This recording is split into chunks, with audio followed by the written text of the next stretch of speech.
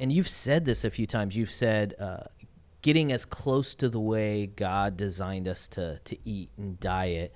What does that mean? Can you give us some logistics, some practice? Like, when you say that, what does that mean? What does a diet that God designed us to intake look like? Yeah, I think if you ask people from a lot of other countries, especially lesser developed countries, this isn't even a question in their mind, Yeah. right? Like they Yeah. might not even. I don't know if you remember in 20. I think it was. Gosh, I want to say it was. It wasn't the Haiti earthquake, but I think it was in the Middle East when the war on Iraq War began. Hmm.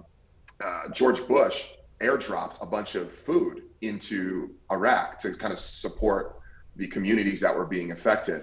And one of the main foods he dropped on there was Pop Tarts. Oh, And jeez. there was this like huge debate. So it was like Cheez-Its, Pop Oh, my Tarts, goodness. Oreos, things Wow. imperishable, Vienna sausages, like all of these like American in 1980s Super type foods. preserved. Yeah. Yeah. Oh yeah, and so they're not going to go bad for sure. But so that everyone ate it, and they all got gut distress. They all had diarrhea, and it was a Yeah. huge thing. Like, why are you poisoning us? So people in other countries don't, and so our guts handle things that other people probably should never be. Human beings should probably never be able to handle. Yeah. And so human body is resilient. And it can adapt in those ways, but it still essentially chronically gets diseased and dies. But essentially, going back to what you're saying about kind of the original diet. So we don't understand just how much our food supply has been manipulated in the United States. It has been, we have our grains, you mentioned gluten intolerance or whatever, our grains have been crossbred, they've been changed, their size has been changed for convenience and for taste and for production and for shareholders' pockets. That's the reason our food is developed the way it is. Very little of our food is produced for our own health. No, of course they tell you it's healthy, but their goal is to get you to buy the food and to get you addicted to the food. And so you've heard of MSG or monosodium gluconate. Yeah. That has 16 different shelf names. So you can't even find it in your food anyway if you wanted to avoid it.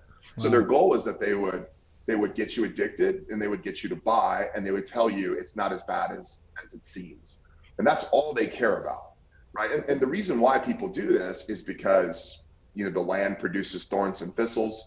The land would go up and back against Adam and go against man. And so it's difficult to grow food. And so we spray things like, Roundup or glyphosate all over the food. So that way bugs and weeds don't get into it. And then we genetically modify the food so that way bugs and weeds don't intertwine with it. And so when we produce it, it's easier to produce and we make money faster and people buy it. But the result is 1 in 2 Americans are chronically diseased in the United States. Yeah.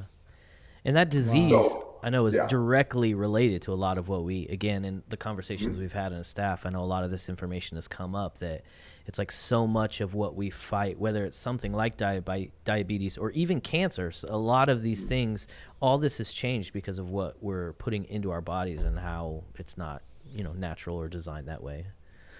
Right. Well, and, even going back to the original question, okay, what does a diet like that look like? Well, you've got to avoid eating foods that human beings have themselves tainted. So we cannot look at the food or big agriculture or even big pharma as inherent or as unsinful. These entities are run by human beings and they have sin, and their job is to produce something for the bottom line. It's something that you're going to eat. And some companies now in kind of like modern days have said, hey, I want to build people up with my food. Yeah. But that's kind of a last 10 to 12 years sort of thing. Before that, it has been convenience. So the way you eat as close to you can to the way God wants you to eat as possible is you eat animals that are raised the way they were supposed to be raised and eat the foods they were supposed to be eating. Yeah. Today, cows in industrial feedlots have their heads locked in vice grips and are fed city garbage and GMO corn and grain. Now, that's not how God made cows to eat. No. That certainly makes cows fatter and it makes them maybe taste better, but you're ingesting what they eat. Yeah. So you're not what your food eats. You're not what you eat. You are what your food eats. That's kind of like the saying. Man, and it's crazy because it goes right back to the word, right? Like the Bible says the root of evil is the love of money. And it's that love of money that has driven exactly what you're saying. These producers and these people who are getting us food, they create a process that puts more money in their pocket but hurts us. Yeah.